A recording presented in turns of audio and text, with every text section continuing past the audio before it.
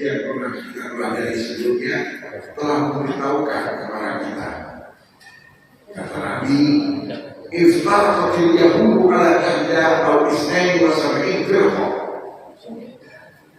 Umat Yahudi itu terdahulu mereka terpecah belah menjadi 71 atau 72 golongan. Waftaraqatin Nasara ala ihda aw isnaini wa sab'in firqa. Dan umat Nasrani pun mereka terpecah belah menjadi 71, 72 golongan. Wa tahtariqu ummati ala thalathi wa sab'in firqa. Sementara umatku ini, kata Nabi, terpecah belah juga banyak golongan dan alirannya, yaitu mencapai 73 golongan. Ini hadis sahih diriwayatkan oleh Imam Muslim. Nah, kalau kita perhatikan teks hadis ini, Yahudi 71 golongan, Nasrani 72 golongan, kita umat Islam 73 golongan. Kira-kira apa yang kita pahami dari hadis ini? Pertama, ternyata yang namanya pecah belah banyak golongan, aliran dan paham-paham bukan hanya terjadi pada kita umat Nabi Muhammad Sallallahu Alaihi Wasallam. Mereka perpecahan banyak golongan dan aliran itu juga terjadi pada umat terdahulu. Yang kedua, semakin akhir zaman maka semakin banyak itu golongan dan alirannya. Yahudi 71, Nasrani 72, kita umat Islam 73. Pelajaran yang ketiga, bahwa perpecahan banyak aliran dan paham-paham itu yang terjadi di tengah-tengah kita umat Nabi Muhammad SAW ternyata lebih banyak daripada umat terdahulu. Dan ulama-ulama hadis menjelaskan pengertian 73 ini nggak usah dicari-cari, karena kita tahu angka 70 itu ketika zaman Nabi itu sudah menunjukkan angka yang besar, angka yang banyak. Kalau kita lihat di dalam Al-Quran, walau istaghfar lahum sab'ina marrah, seandainya kau Muhammad memohonkan ampun 70 kali untuk orang munafik, niscaya Allah tidak akan menerima. Ya, angka 70 di sini. Jadi seandainya kau Muhammad memohonkan ampun 70 kali untuk orang munafik, maka permohonan ampun tidak akan diterima oleh Allah Subhanahu wa Ta'ala. Jadi inilah dia pengertian yang harus kita pahami, bahwa angka 70 ini bukan apa saja itu 70 itu. Bukan 1, 2, 3, tapi menunjukkan banyak dan banyak. Ya contoh saja saya. Apa? Kalau usia 70 udah ya di antara kita udah sepuh ya. Iya. Jadi itulah dia angka 70. Ya sama dengan yang pernah saya ceritakan misalnya Bapak Ibu ya. Dulu orang kaya itu dibilang apa? Jutawan ya, jutawan. Sekarang orang kaya itu masih disebut jutawan, miliarder. Bahkan nampaknya sekarang ini bukan lagi miliarder, triliun. Ya seperti itu. Jadi itulah dia contoh. Kenapa? Ini membuktikan terus semakin mendekati kiamat, semakin banyak paham-paham, semakin banyak aliran-aliran. Coba lihat, misalnya seperti Ahmadiyah. Ahmadiyah itu baru muncul itu abad ke-19, artinya 1800. Jauh dari zaman Nabi. Karena kalau kita sama-sama mencari-cari, maka Ahmadiyah bisa nggak masuk. Apalagi contohnya seperti kita di Indonesia itu, maaf, dulu sebelum dikenal dengan aliran pakai orang-orang kebatinan itu yang agamanya kejawen itu, aliran kepercayaan, ya kan? Nah itu banyak. Belum lagi sekarang yang macam-macam paham aliran terus semakin mendekati kiamat, semakin banyak itu paham-paham dan semakin banyak itu aliran-aliran.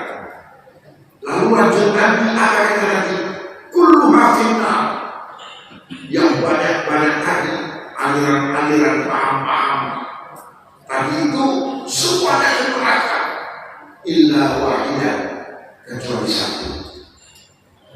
Tuhan rahimah.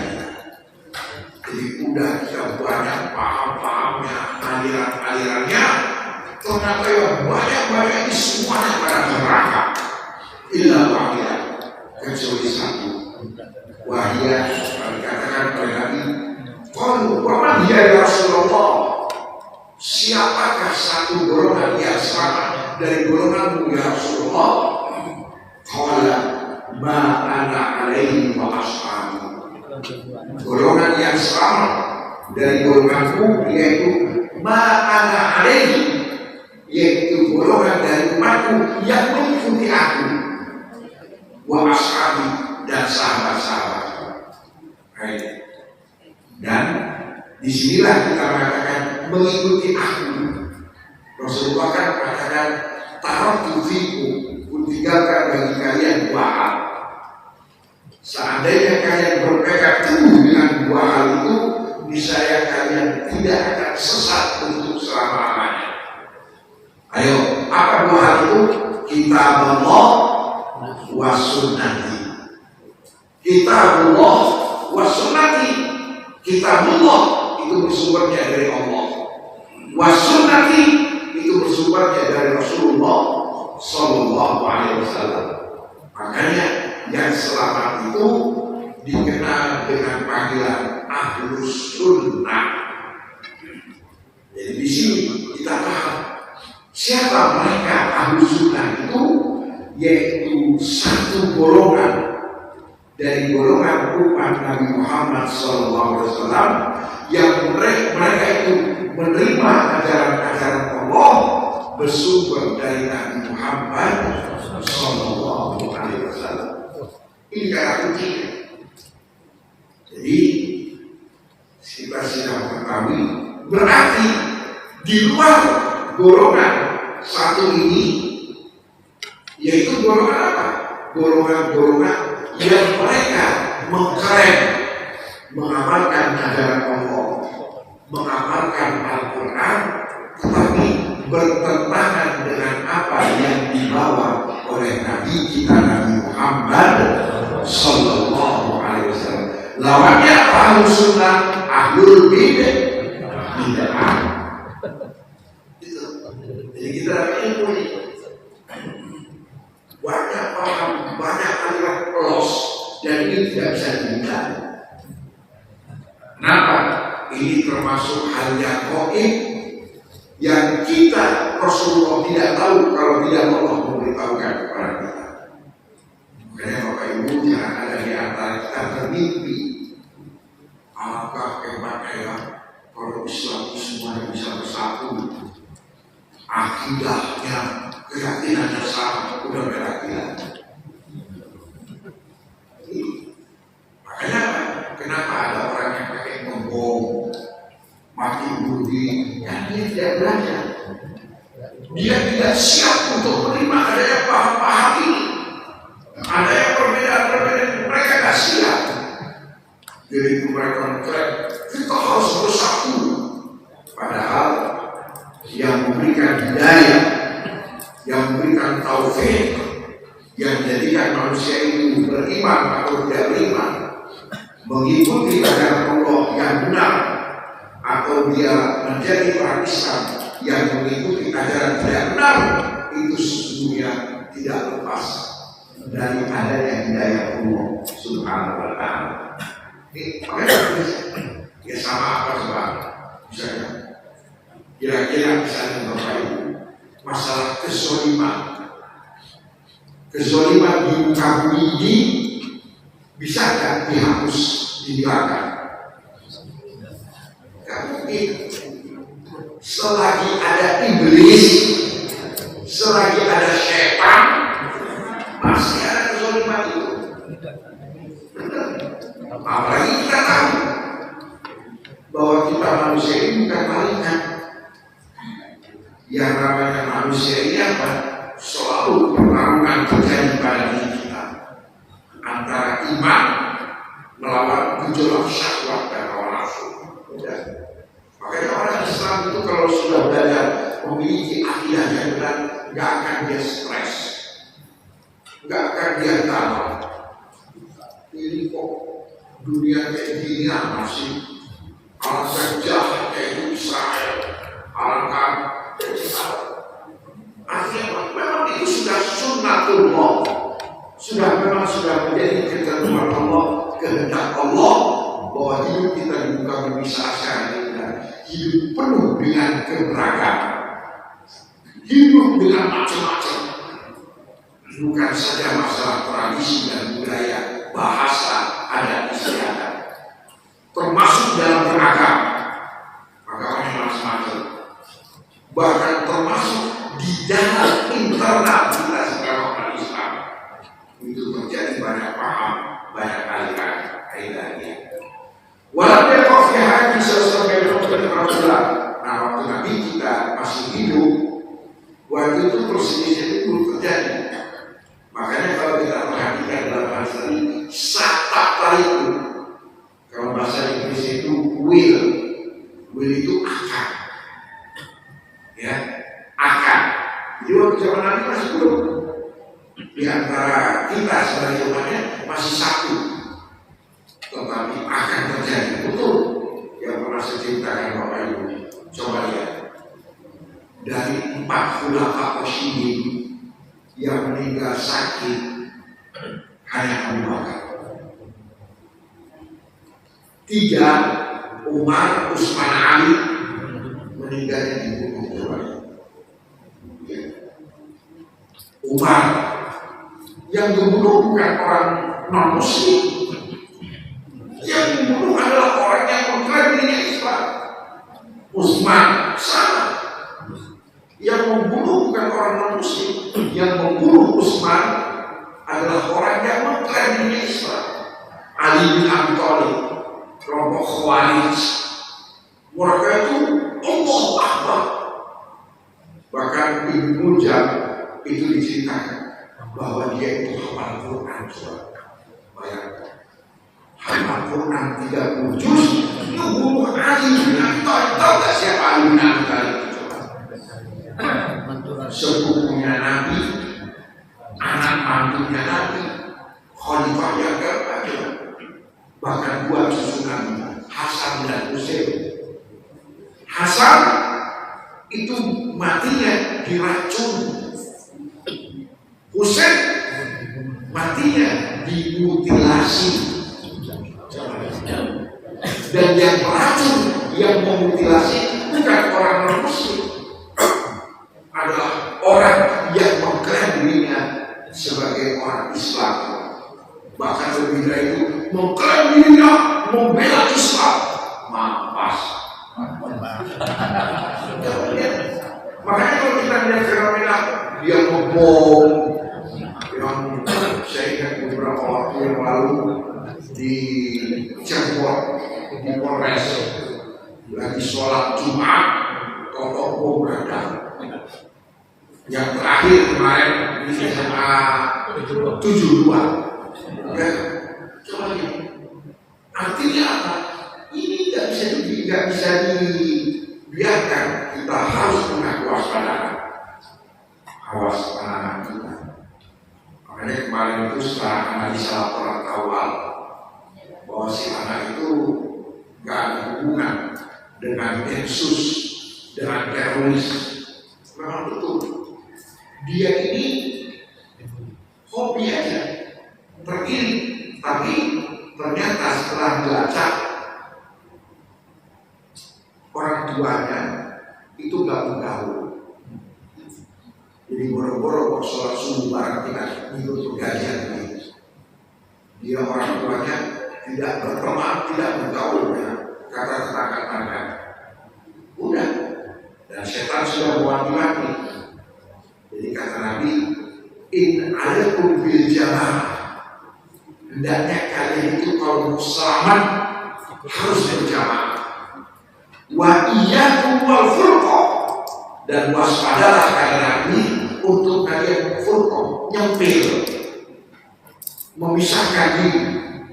Fa inna syaitan, karena syaitan itu lebih mudah untuk menyesatkan orang yang sendirian daripada berdua. Syaitan lebih mudah menyesatkan orang yang berdua daripada yang bertiga. Syaitan lebih mudah menjerumuskan, menyesatkan orang yang bertiga dibandingkan yang berempat, dan begitulah seterusnya. Artinya apa? Semakin jamaahnya besar, maka semakin lagi dia. Tapi kalau dia nyempil, bikin pengajian jam 2 malam, wah, mau ngerampok itu. Udah itu mau ke pengajian ada yang jaga. Kalau bukan anggotanya nggak boleh masuk. Yang masuk. Mau belajar agama Islam, tetapi bukan untuk umum, khusus. Wah, sampean ini belum levelnya. Sampean ini Islamnya masih Islam apa ya? TK, SD. Kalau mau ikut kelompok ini, sampean harus dibaiat dulu, harus dicuci dulu. Itulah trik-trik. Tapi ada nggak coba paham yang seperti itu?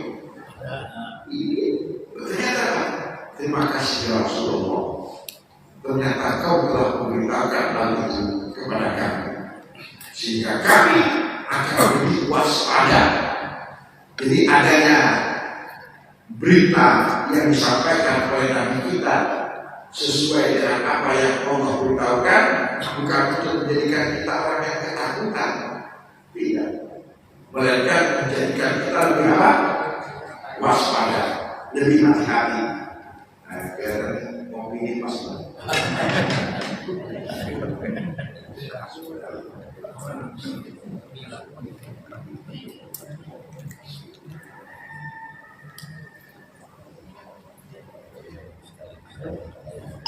Jadi sekali lagi Bapak Ibu, waktu Rasulullah masih hidup, masih aman. Semua masih berada pada kendali Rasulullah Sallallahu Alaihi Wasallam. Kenapa? Karena Rasulullah itu diutus selain untuk menyampaikan ajaran-ajaran kepada kita manusia, ajaran-ajaran Allah, dan beliau itu dilarang oleh Allah untuk mendiamkan sesuatu yang bertentangan dengan ajaran agama Islam. Jadi kalau misalnya, makanya kalau kita belajar Bapak Ibu ya, kalau Rasulullah itu mendiamkan itu pendataan itu benar, boleh. Tapi kalau Nabi kita menegur, maka sikapnya Nabi itu menjadi hukum. Beda dengan kita. Misalnya di Bapak Ibu, ada orang Islam di depan kita teler. Apakah dengan kita mendiamkan berarti teler itu boleh? No. Tapi beda dengan Nabi. Kalau Nabi kita mendiamkan, berarti apa yang terjadi di depan mata beliau itu sesuatu yang berubah, itu yang sesuatu yang dibenarkan. Ya, itu dihukum. Misalnya di Bapak Ibu ya, waktu itu pernah Rasulullah Sallallahu Alaihi Wasallam, Aisyah itu suka ngintip dari rumah. Di pelataran masjid itu ada anak-anak. Anak-anak itu main-main, lari-lari, berantem-beranteman di alam masjid. Dan Rasulullah melihat, Aisyah suka lihat menonton, merasa terhibur. Dan Rasulullah membiarkan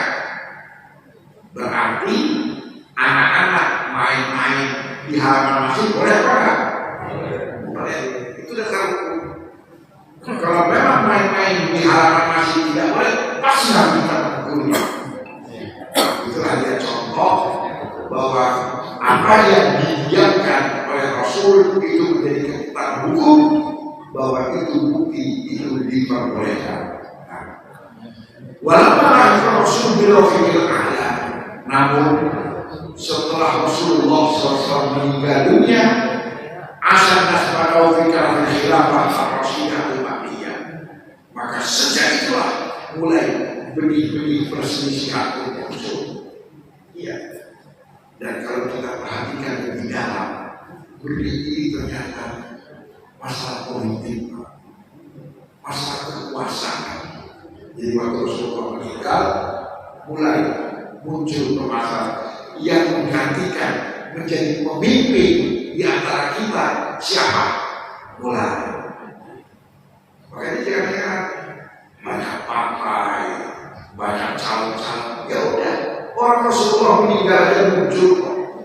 Padahal kalau kita perhatikan sahabat-sahabat Nabi ini kan sahabat-sahabat yang sudah digembleng langsung oleh Rasulullah Sallallahu Alaihi Wasallam.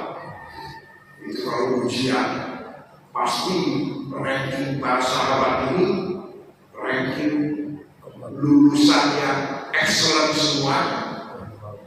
Ya, di bidang agama. Kenapa? Karena yang pilih langsung Rasulullah Sallallahu Alaihi Wasallam. Ternyata kalau sudah berpikir masalah dunia, ternyata terjadi itu perbedaan.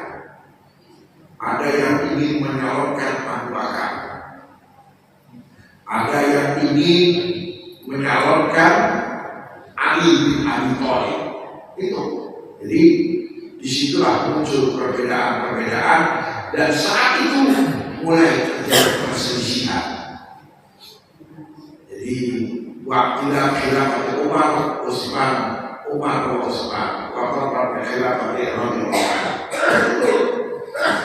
jadi ketika Abu Bakar terpilih menjadi khalifah, Bapak Ibu, relatif itu masih bisa disatukan, masih bisa untuk menerima. Waktu Umar juga sama, mulai Utsman mulai terpecah kelihatan ini. Nah, yang lebih parah ketika Ali bin Abi Thalib itu benar-benar kelihatan kelompok yang menentang, yang tidak setuju.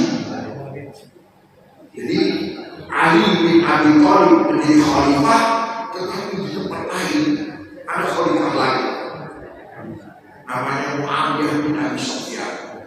Jadi mulai terjadi dualisme. Nah, pada saat khilafah Ali bin Abi Thalib itulah mulai muncul benih-benih perselisihan, benih-benih pertentangan, benih-benih perbedaan-perbedaan. Dan saat itulah muncul bid'ah-bid'ah baru. Misalnya di bawah itu ya, ketika Ali bin Abi Thalib itu, di situ muncul hadis palsu yang mengatakan bahwa Rasulullah SAW telah berwasiat yang menjadi pengganti aku adalah Ali bin Abi Thalib. Coba lihat, dan itu muncul, bahkan itu menjadi keyakinan. Makanya ada di kalangan umat Islam yang mereka itu tidak mau mengakui Ali, Abu Bakar, Umar, Utsman. Maka mereka bertiga ini dianggap penyerobot kekuasaan dari siapa? Ya, itu masih mending kalau bilang penyerobot. Mereka katakan bahwa mereka itu melanggar ajaran agama. Coba lihat. Nih, ya. Pertama, berbayar ya, ada hadis palsu bahwa Rasulullah telah menetapkan yang menjadi pengganti aku itu adalah Ali. Nih, Kemudian hadis palsu ini apa?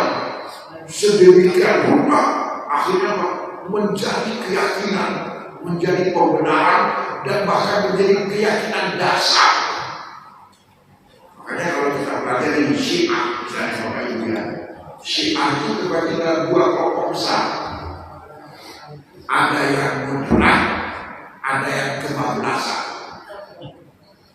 Kalau yang masih moderat itu orang-orang Syiah yang masih mau menerima Abu Bakar sebagai khalifah pertama, Umar sebagai khalifah kedua, Utsman sebagai khalifah ketiga, baru setelah itu Ali.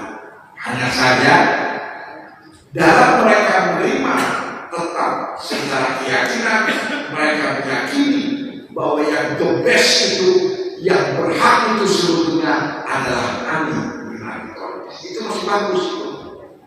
Ini Syiah yang menerangkan masih mau terima. Tapi ada Syiah yang ekstrim. Mereka menganggap Abu Bakar, Umar, Utsman ini adalah perampok kekuasaan. Perampok. Jadi artinya jahat. Lebih ekstrim lagi apa? Mereka ini apa? Melanggar ajaran Islam. Mereka tidak mengamalkan apa yang disampaikan oleh Rasulullah SAW. Ini orang. Jadi muncul bunyi-bunyi perpecahan ini yang terjadi. Dari situlah akhirnya ya udah. Contoh lagi misalnya, kalau kita ahli sunnah kita pelajari, bagi kita yang namanya maksum terbebas dari dosa itu hanya golongan para nabi, para rasul. Jadi yang namanya Nabi Muhammad SAW, manusia yang bebas daripada dosa, ya, dosa. Tapi sebagai manusia, beliau bisa salah, beliau bisa lupa. Jadi bedanya kita dengan Nabi apa? Sama-sama manusia. Kalau kita bisa dosa, bisa salah, bisa lupa. Tapi kalau yang namanya Nabi bisa salah, bisa lupa, tapi tidak bisa dosa. Tapi kalau ada kelompok Islam yang mengatakan bahwa yang namanya Nabi itu tidak bisa dosa dan juga tidak bisa salah, tidak ada salah. Makanya kalau kita dapatkan, kalau ada ayat-ayat Quran yang menceritakan kesalahan Nabi, dipelintir sama mereka. Misalnya di Bapak Ibu ya, ada di dalam Al-Quran, ada salah tawalla anja'ahul a'ma. Jadi ketika itu Nabi sedang dialog, ngobrol sama tokoh-tokoh Quraisy. Kemudian muncul seorang sahabat yang buta, Abu bin Mas'ud. Nah, Rasulullah ini dalam diri beliau tentunya lebih merespon tokoh-tokoh ini dibandingkan sahabat yang buta ini, dengan harapan kalau seandainya yang tokoh-tokoh Quraisy ini masuk Islam, ini kan akan lebih lebih bagus daripada yang buta ini. Maka Nabi kita wajahnya tidak berubah itu berubah, tidak cerah, bahkan merembut. Diceritakan oleh Abasa, wajahnya masam ya. Merembut itu masam apa musam sih? Masam. Nabi itu ayat itu teguran kepada Nabi sebagai manusia itu. Tapi ada golongan dalam umat Islam yang tidak menerima, karena dia sudah punya keyakinan yang namanya Nabi tadi tidak boleh berdosa dan tidak boleh salah. Akhirnya kok, oh itu karena itu mulai dipelintir, naiklah contoh-contoh yang lain. Jadi begitu terjadi, dasarnya apa? Dasarnya dari keyakinan. Yang berhak itu adalah kami. Nah, ketika dia itu sedikit masih apa ya, masih ada rasa luwesnya, ya betul yang jadi adalah Abu Bakar, Umar, Utsman, tapi tetap yang the best, yang berhak itu adalah yang kencang lagi apa? Oh, Abu Bakar, Umar, Utsman ini apa? Perampok, perampas kekuasaan. Yang lebih parah lagi apa? Abu Bakar, Umar, Utsman ini apa? Melanggar ajaran agama karena mereka tidak menjalani permintaan Nabi Muhammad SAW, yaitu bahwa yang menjadi khalifah setelah aku adalah Ali bin Abi Thalib. Nah inilah dia Bapak Ibu. Maka terus berkembang, maka terjadi peperangan, ya, dan banyak sekali golongan-golongan itu yang terjadi. Dan di sini kita akan mengenal beberapa golongan-golongan yang terjadi. Yang pertama, golongan yang ada yang pecah belah ini dikenal dengan panggilan Al-Khawarij.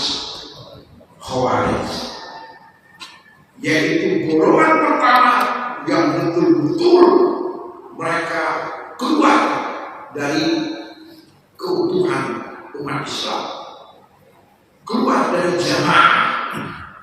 Makanya dikatakan Khawarij. Khawarij itu dari kata khorja. Khorja itu artinya keluar. Jadi misalnya ini Bapak Ibu, kita sebagai umat Islam, saya berikan contoh, menyepakati sehari semalam sholat itu 5 waktu. Maka apa? Contoh lain enggak cukup sehari semalam itu 1 waktu misalnya. Berarti kan dia keluar, tidak mau ikut jamaah. Contoh lain koalisi dalam pemahaman perempuan, Bapak Ibu, yang kita ketahui umat Islam di dunia ini, boleh nggak perempuan jadi imam terhadap laki? Nggak boleh. Ujung-ujung misalnya ada paham, perempuan boleh jadi imam terhadap laki. Ini namanya Khawarij. Jadi secara sederhana, Khawarij yang keluar dari kesepakatan umat Islam. Dan itu sudah terjadi apa? Baru Nabi meninggal. Maka mereka sudah keluar. Dan kenapa? Dikhuruji ala Amirul Mukminin Ali bin Abi Thalib wal qawl bil khuruj ala a'immah. Dan awal mulanya kelompok Khawarij ini apa? Mereka yang tidak mau mengakui kepemimpinan Ali bin Abi Thalib radhiyallahu. Coba lihat. Ini artinya apa? Bukan cuma tidak mau terima. Mereka angkat senjata. Mereka perangi itu Ali bin Abi Thalib. Itu kelompok awal yang terjadi perselisihan, perbedaan sampai membunuh, menghalalkan dalam perang Islam, yaitu kelompok Khawarij. Ya, dijelaskan bahwa tepatnya ini terjadi tahun 37 Hijriah. Artinya apa? Baru 37 tahun dari wafatnya Nabi kita Nabi Muhammad SAW muncul kelompok Khawarij. Setelah perang Siffin, wa qaul Ali radhiyallahu anhu rahimahullah. Jadi ketika itu terjadi, ini umat Islam mau perang, ya perang, akhirnya apa? Berdamai, tidak jadi perang. Maka pengikutnya Ali gak menerima. Mereka tidak mau menerima.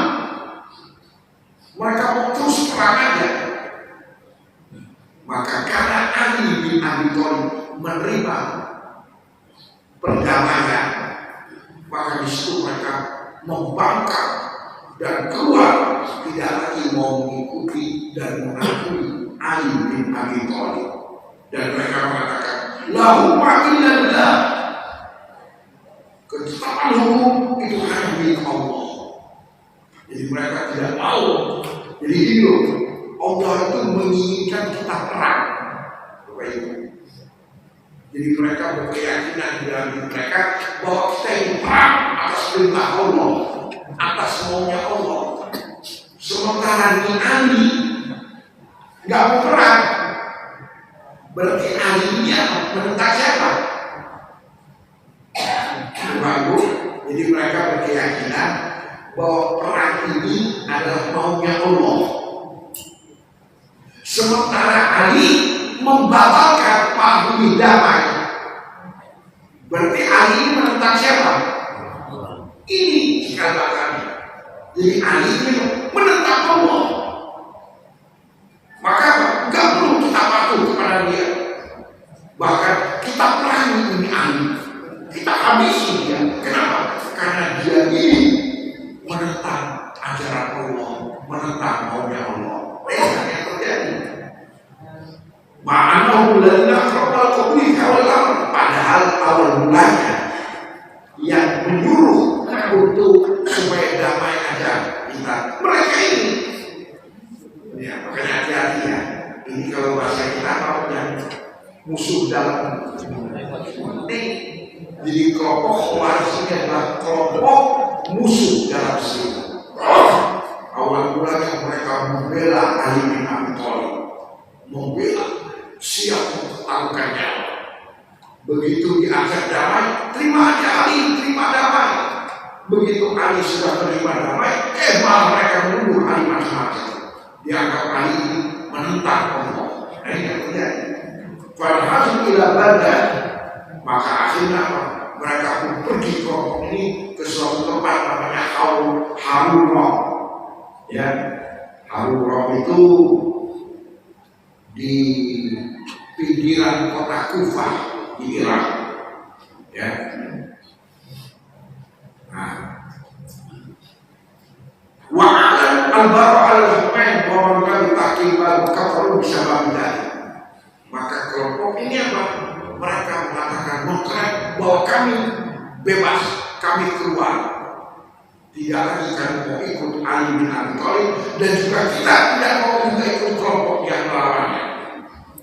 Jadi mereka keluar, bahkan mereka mengkafirkan Ali bin Abi Thalib dan orang-orang yang masih mengikuti setia mengakui Ali bin Abi Thalib. Makanya penyimpangan kelompok Khawarij ini antara lain apa itu? Satu, takfir Ali bin Abi Thalib, mengkafirkan Ali bin Abi Thalib dan Utsman bin Affan radhiyallahu anhu. Jadi kalau kita sekarang ini saya mendengar ada orang kebom dengan alasan mereka orang Islam tapi cuma casingnya aja.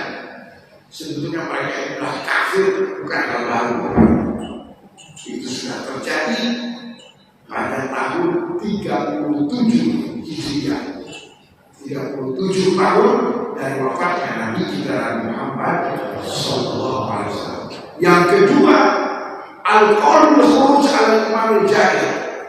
Yang kedua, wajib kita keluar membangkang kalau pemimpin yang zalim. Jadi Ali sudah dikafirkan, kemudian dituduh zalim, dan yang ketiga kaum bikafir berkaki kabir wa tahlili finnar, bahwa orang yang berbuat dosa-dosa itu hukumnya kafir dan kekal abadi di dalam api neraka. Misalnya di Jawa itu ya, ada orang kita tahu, misalnya meninggalkan sholat di waktu, apa hukumnya? Dosa. Dan dosanya dosa kecil apa dosa besar? Besar. Maka menurut kelompok Khawarij, kalau ada orang Islam yang dia tidak menjalani sholat di waktunya, maka dia dihukumkan kafir. Di akhirat nanti dia masuk ke neraka untuk selama-lamanya. Jadi dia tidak akan pada akhirnya nanti diangkat dimasukkan ke surga. No, ini dia. Apalagi kita minum minuman keras, berjudi, berzina, ini adalah dosa besar. Maka orang Islam yang melanggar itu hukumnya kafir. Jadi entah benar mereka itu mengkafir-kafirkan. Bahkan bukan cuma kafir, di akhirat menjadi penghuni neraka jahanam untuk selama-lamanya. Nauzubillah. Seorang ulama namanya Abu Hasan Al-Asy'ari menjelaskan bahwa kelompok Khawarij ini sepakat mengkafirkan Ali bin Abi Thalib. Annahu ma'ahu musyrikun maka kalau syar'i itu. Dan mereka juga sepakat bahwa dosa-dosa itu adalah kafir dan Allah Subhanahu wa taala akan menyiksa orang-orang yang melakukan dosa-dosa dengan dosa yang abadi yang tidak akan dikeluarkan lagi dari api neraka. Nauzubillah. Saya rasa ini materi yang akan saya sampaikan. Insya Allah nanti pada pertemuan berikutnya kita akan membahas kelompok lain selain Khawarij, ada namanya Syiah dan macam-macam. Demikian, wallahu a'lam bishawab. Bapak Ibu dan sekalian dihormati, demikian materi yang disampaikan oleh kita. Tadi sudah disampaikan, dijelaskan bahwa apa dengan golongan Khawarij dan nanti akan dilanjutkan pada bulan yang akan datang golongan-golongan yang lainnya, yaitu Syiah dan seterusnya. Nah untuk itu mungkin kalau ada yang ingin ditanyakan pada kita semua, saya silakan mulai di sebelah sana. Bapak, Ibu, Ibu ada? Oh, ada itu dia. Best. Apa? Kemudian, ya, kemudian. Yang kedua di tengah. Setelah di belakang, perlu di tengah juga. Saya silakan. Ada apa? Pak Nasrul? Ya, nanti setelah itu pasti ada yang insya Allah bapak-bapak menyusul. Saya silakan Bu Dia. Sehingga dia di tempat ngajar. Ya, saya sengaja sebelumnya. Ini saya cari selah aja Bapak itu.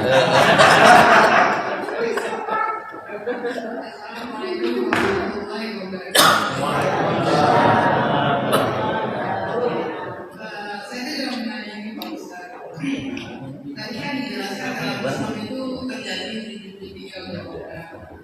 Jadi masih jadi kalaupun mereka terpecah belah, tauhid mereka kan tetap kepada Allah Subhanahu wa taala. Berarti walaupun mungkin ayat-ayat mereka tetap masuk surga gitu ya Pak Ustaz ya. Hanya itu aja jadi tanda tanya saya sampai. Terima kasih. Ya. Jadi betul Bu, itu yang Ibu yakini itulah keyakinannya, imannya Ahlus Sunnah wal Jamaah. Selagi dia tidak syirik, aman. Sehingga pada akhirnya nanti Allah akan masukkan ke dalam surga.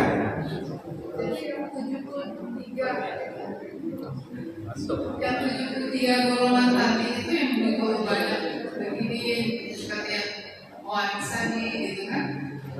Mereka keyakinannya tetap kepada Allah Subhanahu wa taala. Tapi keyakinan mereka itu tidak sesuai dengan apa yang diajarkan oleh Nabi Muhammad SAW. Maka mereka itu semua ke neraka.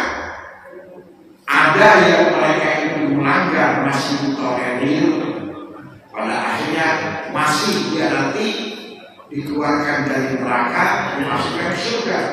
Tapi ada juga golongan dari golongan umat Islam, umat Nabi Muhammad yang kekal abadi di dalamnya. Misalnya Ibu, ada yang saya berikan contoh tadi. Sholat lima waktu bagi kita hukumnya apa? Lalu dia bilang, nggak perlu sholat itu sholat hanya untuk level awal, untuk level bawah.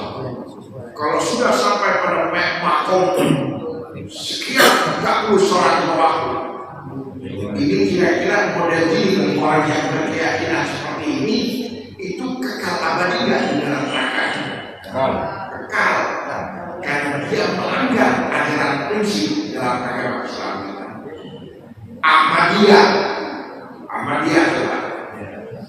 Ahmadiyah itu bukan orang Islam, tetapi mereka berkeyakinan masih ada nabi setelah Nabi Muhammad SAW.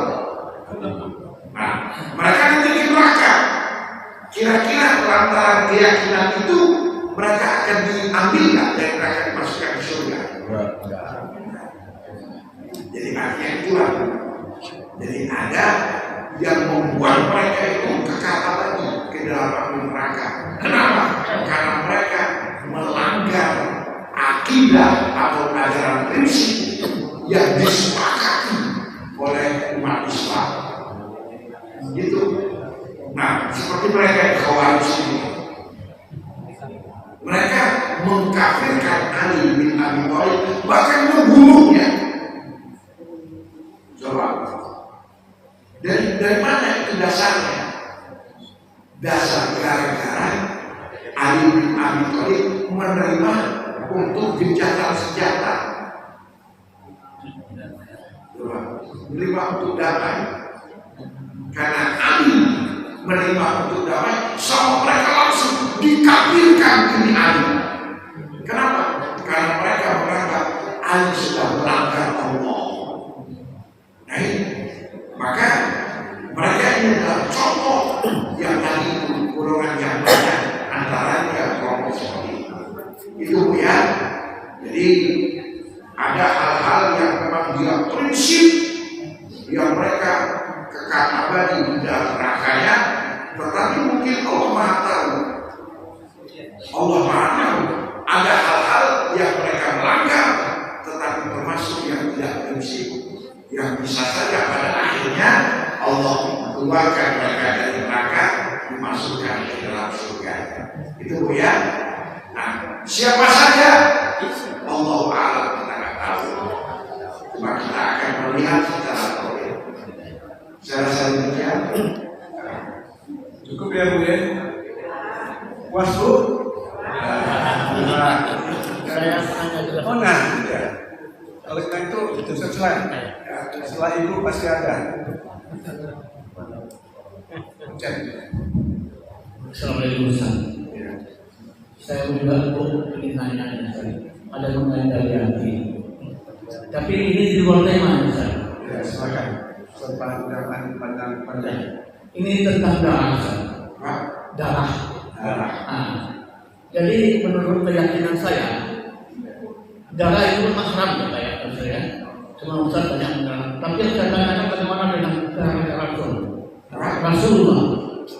Darah Rasulullah. Darah Rasul. Muhammad Rasulullah. Karena saya banyak dapat dari para sahabat ketika Rasul mengeluarkan darah itu para sahabat itu berebut untuk mendapatkan darah. Ketika suruh buang malah mereka minum darah itu. Dan darah itu tidak pernah dan dilarang oleh Rasul. Jadi ada seorang Ustaz mengatakan jangan siapa saja termasuk Rasulullah itu darah haram. Dan saya tidak yakin dengan Ustaz. Karena saya percaya darah Rasul haram menurut saya. Bagaimana menurut Ustaz? Pertama, saya baru dengar. Jadi saya baru dengar bahwa tatkala Rasulullah terluka, sahabat-sahabat berebut pengen menjilat darahnya. Ada itu Pak, pernah saya dengar juga.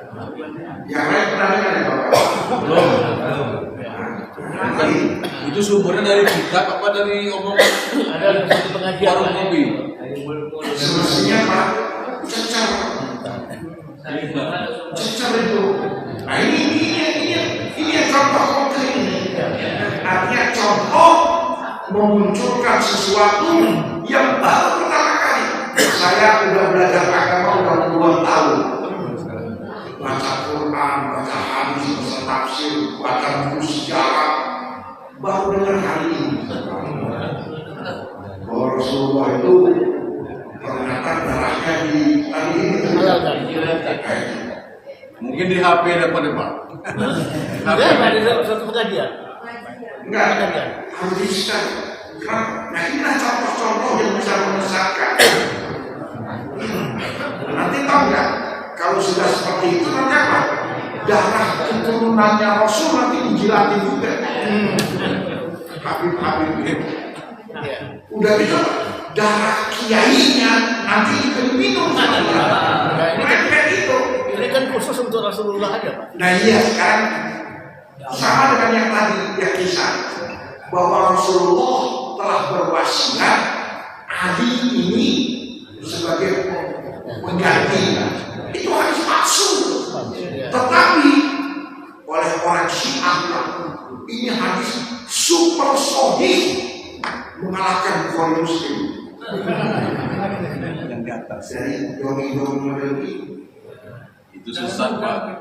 kalau saya dapat mengatakan itu menyimpang. Karena Dan Nabi sudah mengingat kenapa? Man kadzaba alayya muta'ammidan falyatabawa maq'adahu minan nar. Kata Nabi, barang siapa berani berdusta terhadap aku, marah-marah sesuatu, apakah ucapan Nabi, ataukah perbuatan Nabi, atau kisah-kisah yang berkaitan Nabi, apa kata Nabi? Falyatabawa maq'adahu minan nar. Maka tempatilah kursinya di dalam api neraka. Nah inilah gunanya kita ngaji. Dan inilah gunanya Allah kasih akal.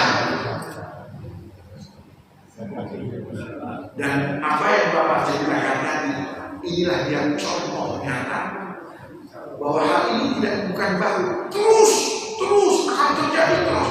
Yang nyeleneh itu terus akan terjadi. Gunanya apa? Di sini kita harus waspada.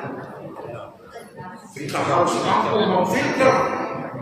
Kita harus mampu untuk apa kalau bahasa kita itu kita saling sebelum kita sharing. Kita saling, jangan mau kita terentang-entang. Yang mau nyampe yang mau dibilang profesor, mau yang nyampe nya dia itu musik, mau yang nyampe nya tak dulu. Tapi sekarang saya mau nanya, selain dari ustadz yang tadi itu, pernah nggak Bapak dengar dari yang lain? Nggak pernah. Nah yaudah. Tapi gimana waktu Bapak dengarnya itu, Bapak terima mentah-mentah? Nah itu makanya saya pertanyakan sekarang. Nah iya, sip, jempol, dua jempol. Jadi kalau bisa Pak, dikontak ke Ustaz. Ketika Bapak bisa mengingatkan dia, tolong Ustaz, mohon maaf, dengan kerendahan ibu saya, kedekatan ibu saya, tolong itu dapatnya dari kitab mana? Saya udah lama nggak bertemu sama dia lagi, Pak. Tapi itulah dia, tapi masih ada ya. Nah ini aja. Jadi sekali lagi Bapak Ibu, hurrimat alaikumul maitatu wad dam, diharamkan bagi kalian bangkai dan darah. Langsung Qurannya. Mau darah Nabi ke, mau darah ayam ke, darah muda, darah biru, udah haram. Ya. Di mana cukup? Cukup.